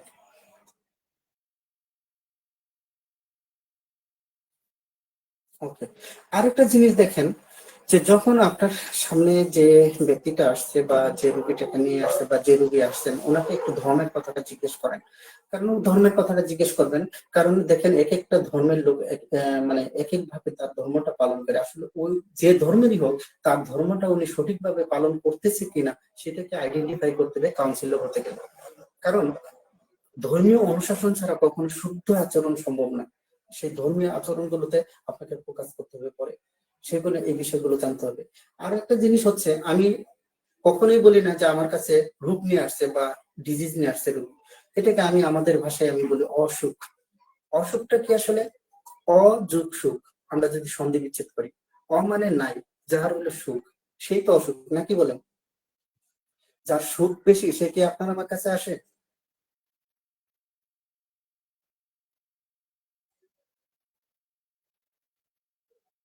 ওকে, আশা রাখি আসে না। অর্থাৎ যার সুখ বেশি সে কখনো কি আসে? যার সুখের ঘাটতি সেই ব্যক্তিটা আমার আপনার কাছে আসতেছে। তো কেন আসতেছে? হয় তার শারীরিক সমস্যা, নয় মানসিক সমস্যা।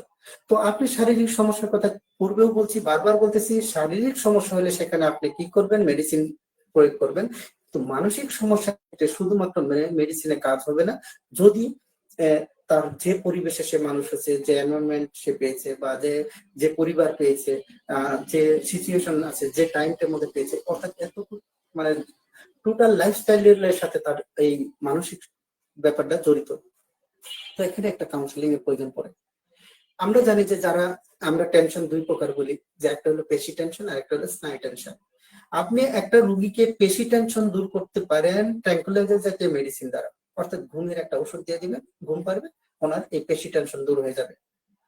কিন্তু একটা স্নায়ু টেনশন দূর করতে গেলে আপনাকে অবশ্যই অবশ্যই অবশ্যই মনের দিকে খেয়াল করতে হবে যে আসলে ওনার স্নায়বিক টেনশনটা কোথা থেকে আসতেছে। উনি কেন কয়েকদিন পর পর অসুস্থ হচ্ছেন, কোন জায়গায় তার তার প্রবলেমটা? তার কি পরিবার প্রবলেম, তার কি স্কুল প্রবলেম, তার নাকি তার আত্মীয় স্বজন পরিবার বর্গ এরা প্রবলেম? কারণ এইগুলো কিন্তু ডিসঅর্ডার। এই ডিসঅর্ডারটা কোথাও না কোথাও থেকে ইনক্রিজ করে। তো আমরা একজনে বলি যে আপনার কাছে যে ব্যক্তিটা আসছে উনি দেহমন নিয়ে আসছে, ঠিক আছে, ওনার হলো দেহমন নিয়ে আপনার কাছে, এটাকে যদি আপনি সন্ধি বিচ্ছেদ করেন, দেহ যোগ মন, এই তো দেহমন, নাকি বলেন?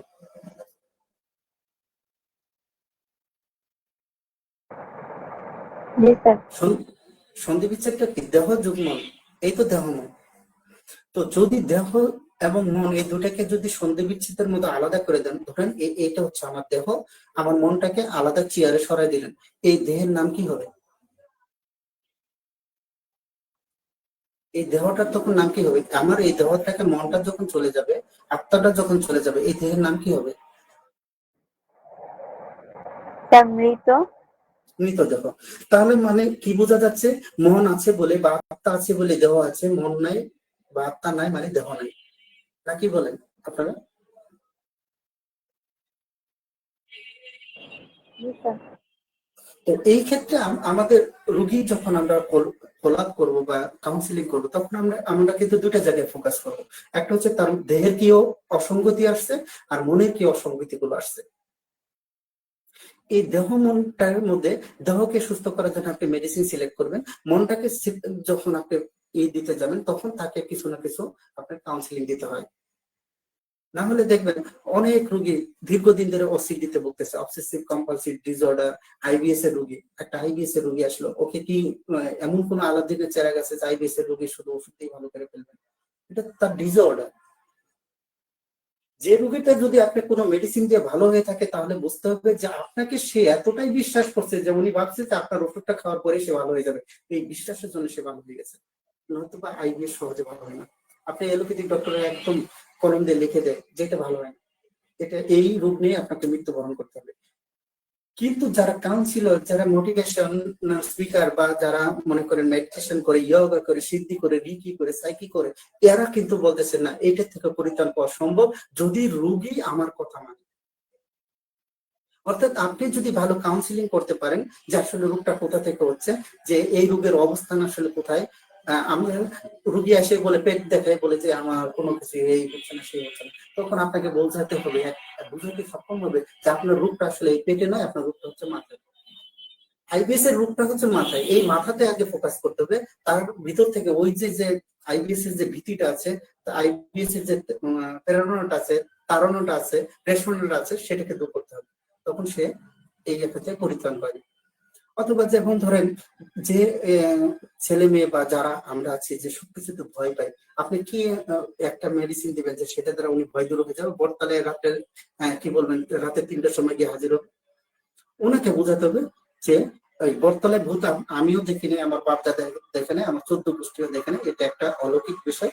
হ্যাঁ, ওই যে কবির ভাষায় বলতে গেলে, একটি কথায় মনে রেখো, ভূত বলে নেই কিছু।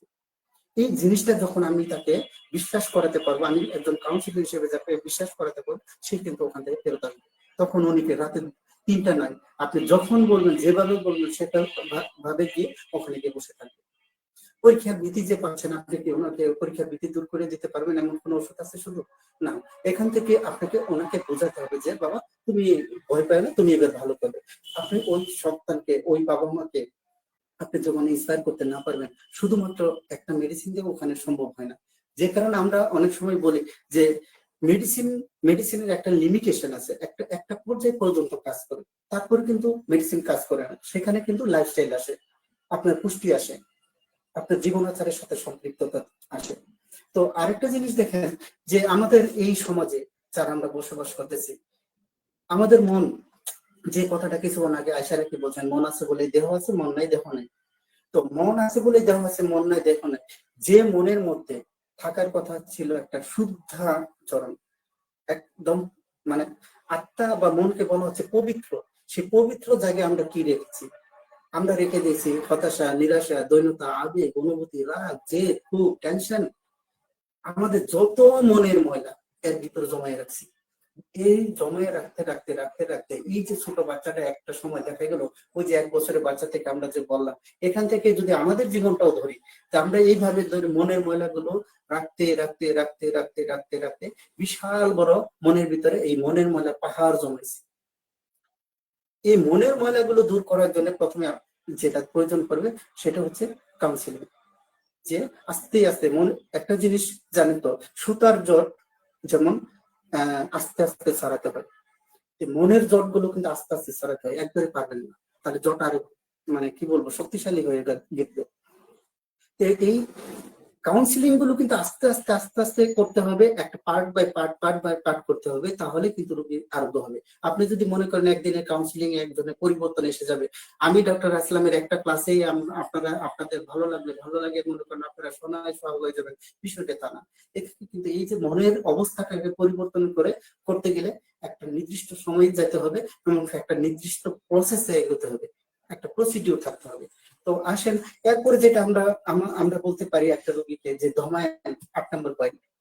ধমায়ন দেখেন, টেকনাফ থেকে তেঁতুলিয়া পর্যন্ত আপনি যদি বলেন কয়জন মানুষ জানে যে আসলে এই যে দম নেওয়ার প্রসেসটা কি, নিঃশ্বাস নেওয়ার যে একটা প্রসেস, এই প্রসেসটা কি?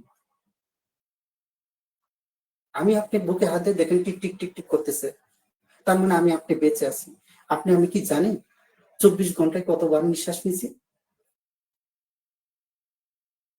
24 ঘন্টায় আপনার আমার হার্ট কতবার টিক টিক করছে? 24 ঘন্টায় প্রায় 1 লক্ষ বারেরও বেশি আপনার হার্টটা যে টিক টিক করতেছে, তার মানে বেঁচে আছে। কে বাঁচিয়ে রাখছে? অক্সিজেন। সেই অক্সিজেনটা পেলেন কোথা থেকে? সেটা দম থেকে। সেই দমের দিকে আমাদের কারো খেয়াল নাই। তো এখানে যেটা হবে যে দমায়ন চর্চা করতে হবে, যে অর্থাৎ পর্যাপ্ত অক্সিজেন যেন আমরা গ্রহণ করতে পারি, সেই অক্সিজেনের একটা প্র্যাকটিস করতে হবে। যেহেতু আমরা কি চাই, দীর্ঘ আয় চাই, আমরা খুব সুন্দর জীবন চাই, তো এর জন্য এটা প্রয়োজন। এরপরে যেটা হলো, আমরা সাইকোসোমেটিক ডিসঅর্ডার নিয়ে বলছি, কমপক্ষে 40টা ক্লাস আছে। যদি আপনারা যদি দরকার পড়ে, যদি মনে করেন আপনাদের দরকার আছে, তাহলে অবশ্যই আমাকে জানাবেন। পরবর্তী আমি একটা পর একটা পার্ট বাই পার্ট আলোচনা করব এই কাউন্সিলিং এর মতো। তো আরেকটা জিনিস হচ্ছে দেখেন, যে আমরা বলি যে ক্ষমার বিষয়টা, রুগীকে যখন আসে, আসলে দেখবেন অধিকাংশ রুগী নিজেকেও ক্ষমা করতে পারে না, অন্যকেও ক্ষমা করতে পারে না। আমরা নিজেকেও ক্ষমা করতে জানি না, অন্যকেও ক্ষমা করতে জানি না। প্রথম আপনি আমি যদি জীবনে যদি সুস্থ জীবন চাই, তাহলে প্রথম কাজটা হচ্ছে নিজের ভুলের জন্য ক্ষমা চাওয়া, আর অন্যের ভুলকে বিনা সংকোচে ক্ষমা করে দেওয়া। এটা হলো সুস্থ জীবনের একটা পার্ট। এমনকি ক্ষমা একটা মহৎ গুণ। পৃথিবীতে সবাই কিন্তু ক্ষমা করতে পারে না, যারা ক্ষমা করতে পারে না তারা সুন্দর করে কি করে গলায় দড়ি দেয়। তো এই যে যে জিনিসটা আসলাম মিয়া কি লেখছেন আমি বুঝি নাই।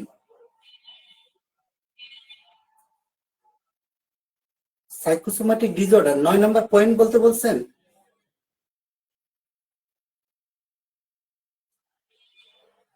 আপনি একটা মেসেজ দিয়েছেন, আমি খেয়াল করছি 9 লেখছেন, তার মানে কি 9 নম্বর পয়েন্টটা বলবো?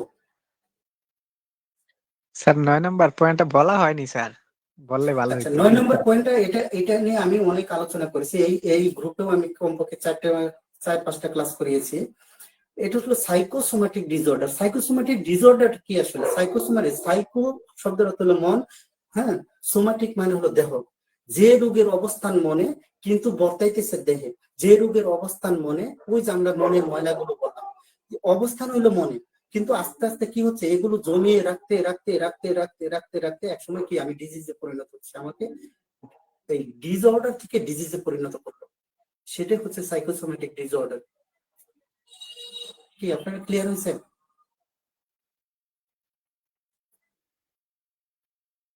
এটা নিয়ে আসলে অনেক ক্লাস আছে, 40টা ক্লাস আছে আমার। আপনারা কি এতটুকু বুঝতে পারছেন তো সাইকোসোমাটিক ডিসঅর্ডারটা কি? জি স্যার। Okay, thank you. তো আমরা এখন যাব যে আসলে দেখেন ক্ষমাটার দিকে আমরা বারবার বলি যে দেখেন, জীবনের একটা পার্ট হচ্ছে ক্ষমা। যেখানে ভুল দেখবেন ক্ষমা করে দেবেন, কারণ আল্লাহর নবী ক্ষমা করতে ভালোবাসতেন।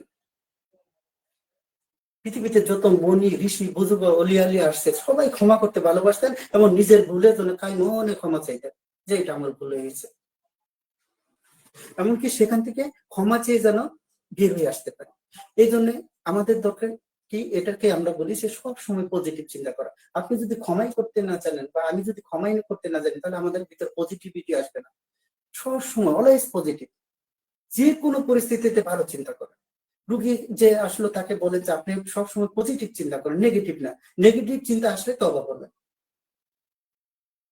নেগেটিভ চিন্তা আসা মানে তওবা। এমনকি আপনার আমি যে অবস্থায় আছি সেই সর্ব অবস্থায় শুকরিয়া আদায় করা, যে অবস্থায় থাকি। কারণ আল্লাহ পাক এতটুকু না রাখলে, আমাকে আপনাকে এতটুকু ভালো না রাখলে আমার কি করার আছে বলেন তো। সেই জন্য পজিটিভ চিন্তা করা, শুকরিয়া আদায় করা, ভুলের জন্য ক্ষমা চাওয়া, আর একটা হচ্ছে সর্বোপরি আল্লাহ তাআলার উপর আত্মসমর্পণ করা, তার কাছে তওবা চাওয়া। এই জিনিসগুলোকে পার্ট বাই পার্ট যদি মনে করেন আমরা যদি রোগীর সামনে তুলে ধরতে পারি, একটা সময় সেই রোগী বা রোগীর লোকজন সেই জিনিসগুলো বুঝতে সক্ষম হবে। এমনকি আমি মনে করি নিজের কল্যাণ এবং অন্যের মঙ্গলের জন্য আমরা এই কাজগুলো করতে পারি। আপনারা কি মনে করেন?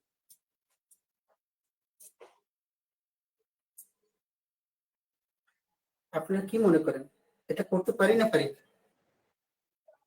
পারি স্যার। আপনারা, আমি বলছি 3 ডট আইকনে ইয়েস নো লিখতে পারেন। অবশ্যই স্যার, এটা তো সবারই করা উচিত। কারণ ক্ষমা এমন একটা বিষয় যেটা আসলে আপনি যতক্ষণ পর্যন্ত আপনি মন থেকে কাউকে ক্ষমা না করতে পারবেন, আপনি নিজেও সুখী হতে পারবেন না। এটাই হচ্ছে সব থেকে বড় বিষয় আর কি। আর আমাদের ওকে, হৃদয়টা হচ্ছে আসলে কম্পিউটারের মতো। আমরা কি কম্পিউটারে মোবাইলে সবকিছু ধরে রাখি, দিন শেষে কিন্তু কিছু জিনিস কিন্তু আমরা ডিলিট করে দিই। ঠিক মানুষের মনটাও তাই, এত কিছু যদি ধরে রাখা হয় তাহলে কিন্তু আসল জিনিসগুলো থাকবে না। আর ওই যেগুলো ডিলিট করা সেটাই হচ্ছে ক্ষমা করা। ধন্যবাদ স্যার, খুব ভালো লাগছে আপনার অসংখ্য কথা। ধন্যবাদ, অসংখ্য ধন্যবাদ। জিনিসটাকে আরো সুন্দর করে ক্লিয়ার করে দেওয়ার জন্য লাভি ম্যাডামকে অসংখ্য ধন্যবাদ। তো নেক্সট স্লাইড। আপনাদের সবাইকে আন্তরিক ধন্যবাদ জানাচ্ছি, আপনারা যারা আমার এই দীর্ঘক্ষণ আমার কথাগুলো শুনলেন। আপনাদের প্রতি কৃতজ্ঞতা জ্ঞাপন করছি।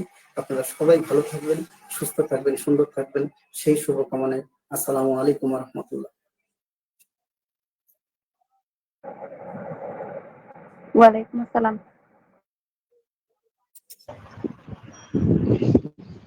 স্যারকে অসংখ্য ধন্যবাদ এত সুন্দর ক্লাস উপহার দেওয়ার জন্য। স্যার আসলে ক্লাসটা মনে থেকে অনেক ভালো লেগেছে, এটা জীবনের প্রত্যেকের জীবনের সাথে জড়িত। ধন্যবাদ স্যার আপনাকে। আপনাদেরও অনেক ধন্যবাদ। কোনো যদি কারো প্রশ্ন থাকে আমাদের গ্রুপে লিখতে পারেন, অথবা আমাদের এখনো 3 ডট আইকন খোলা আছে, ওখানে প্রশ্ন করতে পারেন।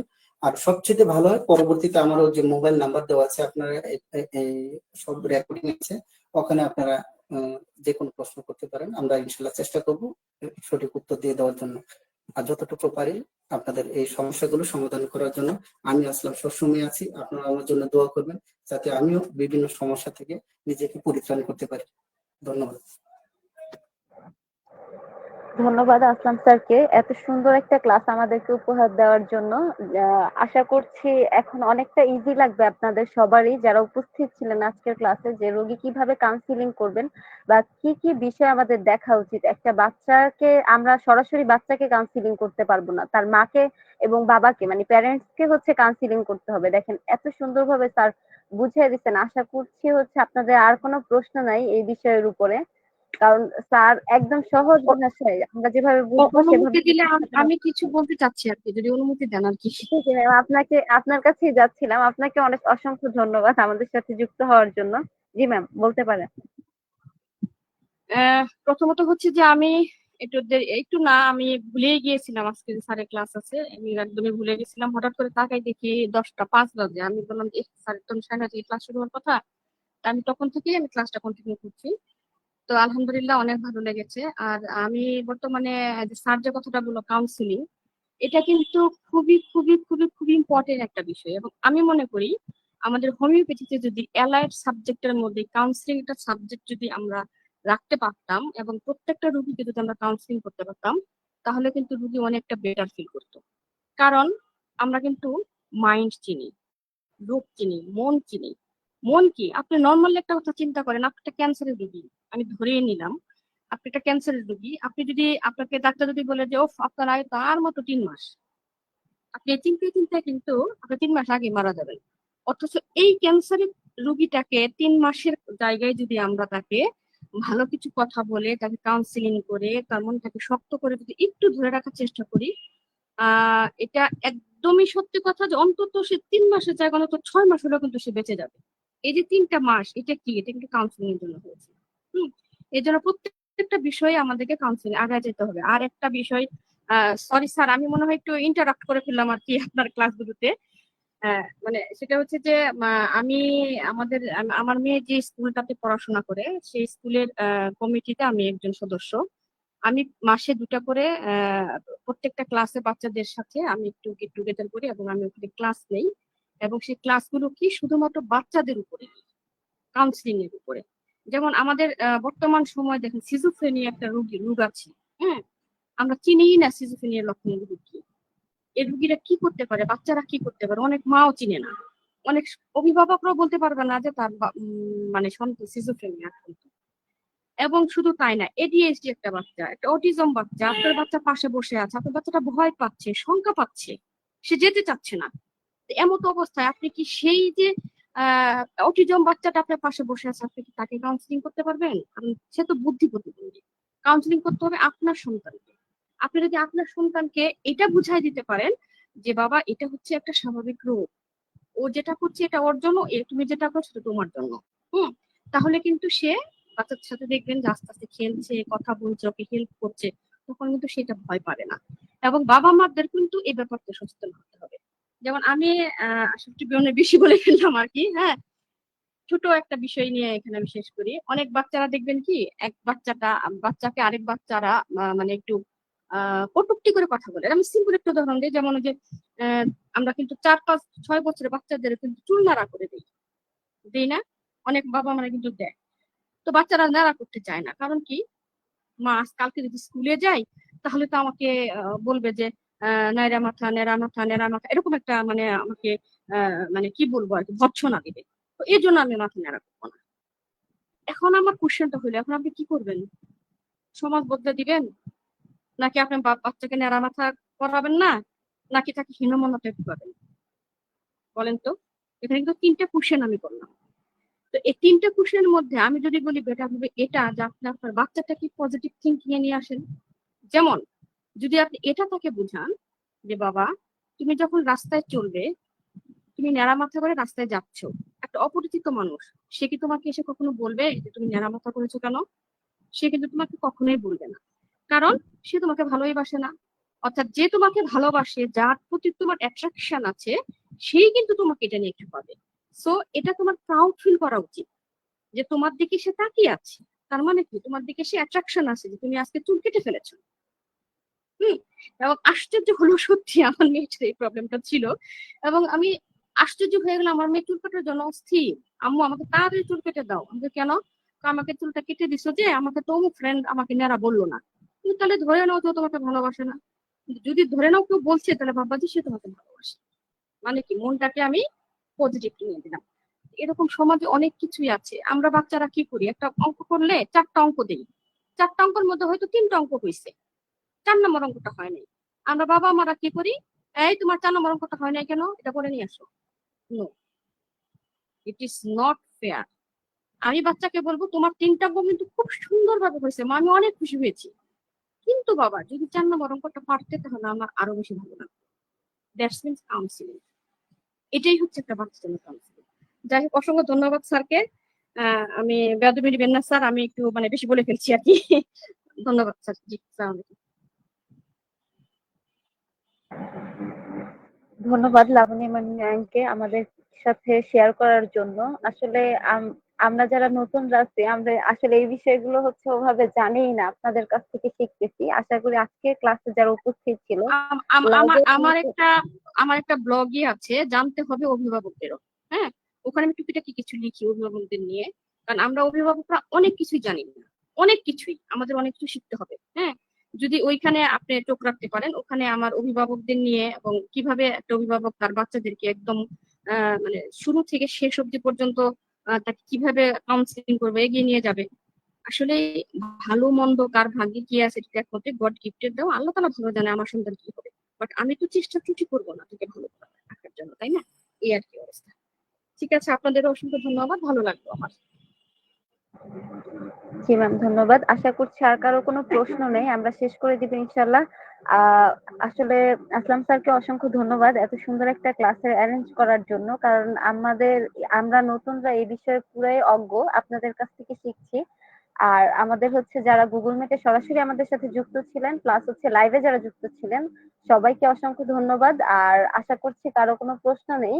উম, স্যারকে অনেকে ধন্যবাদ দিয়েছেন লাইভে, মহসিন আলী, তারপর হচ্ছে শহীদুল ইসলাম, তারপর হচ্ছে আহ অভিমনি ম্যাম, এরকম আরো কয়েকজন আছে। তো, আহ, আমাদের হচ্ছে লাস্ট উপস্থাপনায় আমাদের সাথে আরো ছিলেন মেহেদী হাসান ভাই। ভাইয়া কি শুনতে পাচ্ছেন? জি, শুনতে পাচ্ছি, চালিয়ে যান। Well done. ভাইয়াকেও ধন্যবাদ, অনেক সুন্দরভাবে উপস্থাপনা করেছেন। জি ভাই, আপনি শেষ করে দিতে পারেন কথা বলে। আচ্ছা আপু, স্যারকে আমরা কি সপ্তাহে একদিন পাচ্ছি? আপনারা স্যারের কাছে রিকোয়েস্ট করেন, ইনশাল্লাহ স্যার হয়তো দিবে আমাদেরকে সময়, যদি বলেন। যে আপনার মাধ্যমে স্যারকে রিকোয়েস্ট করছি। আচ্ছা ঠিক আছে, ইনশাল্লাহ স্যারের সাথে কথা বলবো। স্যার দিলে আমরা অবশ্যই ইনশাল্লাহ পাবো। আহ, আমরা হচ্ছে স্যারকেও চাচ্ছি, সাথে লাবণী ম্যামকেও চাচ্ছি। ম্যামও যদি আমাদেরকে মাসে একটা সময় দিতে পারে, তারপরেও আমরা অনেক বেশি খুশি থাকবো। তারপর আসলাম স্যার যদিও সপ্তাহে হয়তো পারবেন না, কিন্তু তারপরও স্যার যখনই সময় পাবে ইনশাল্লাহ আমাদেরকে যদি সময় দেন, আমরা কৃতজ্ঞ থাকবো স্যার এবং ম্যামদের প্রতি।